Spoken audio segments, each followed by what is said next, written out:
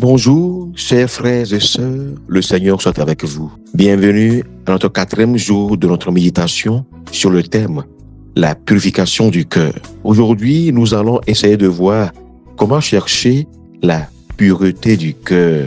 Chers frères et sœurs, la recherche de la pureté du cœur passe par l'honnêteté envers soi-même, la confession des fautes, la prière et la méditation pour demander un renouvellement intérieur et l'amour du prochain comme acte de charité. Nous allons sans plus tarder aborder ces 4 points un à un. L'honnêteté envers soi-même. C'est une belle démarche d'introspection pour reconnaître humblement ses impuretés, ses défauts et ses mauvaises motivations. C'est une prise de conscience qui passe par un retour sur soi-même, prendre conscience de sa fragilité, de ses lieux de chute.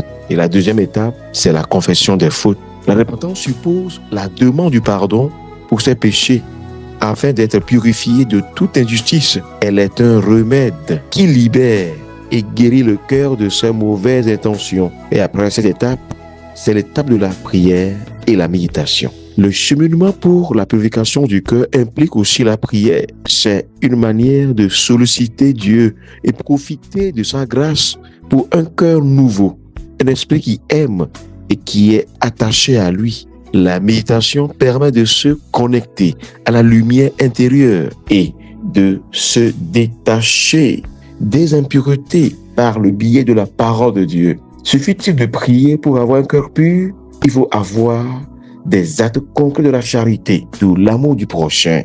L'amour du prochain, il s'agit ici de cultiver des actes de charité, savoir poser un regard bienveillant sur l'autre, sans jugement ni mépris, et de veiller à la bienveillance de sa parole envers l'autre, s'engager à servir les autres, notamment les plus démunis. Et l'amour du prochain doit être un amour désintéressé. L'amour du prochain nous conduit à la simplicité d'intention aussi. La simplicité d'intention consiste à chercher ne pas vouloir qu'une seule chose, c'est-à-dire accomplir la volonté de Dieu, tout en évitant la duplicité ou la division du cœur.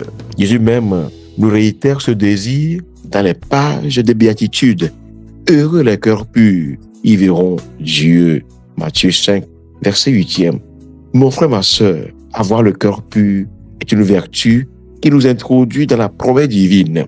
Mon frère, ma sœur, qu'est-ce qui constitue ta soif? Notre grande soif doit être celle de Dieu, celui-là qui est saint et pur. Et notre grand désir est de le chercher et en le trouvant, de le chercher encore. Et pour saint Augustin, la soif de Dieu est le désir insatiable de l'âme humaine, créée par Dieu et pour Dieu, qui ne trouve le repos qu'en lui.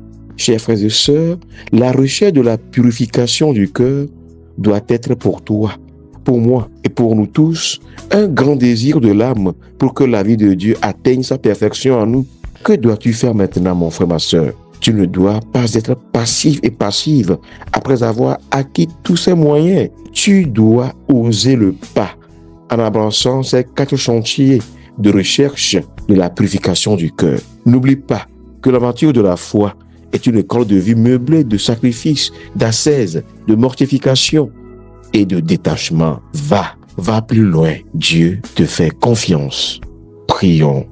Seigneur, notre grand désir est de te ressembler, toi qui es le reflet de la beauté de la création. Ton dessein pour les hommes est de parvenir un jour à ton plan d'amour qui est la sainteté. Accorde-nous la grâce d'avoir toujours soif de ta vie divine qui passe par la pureté du cœur. Amen.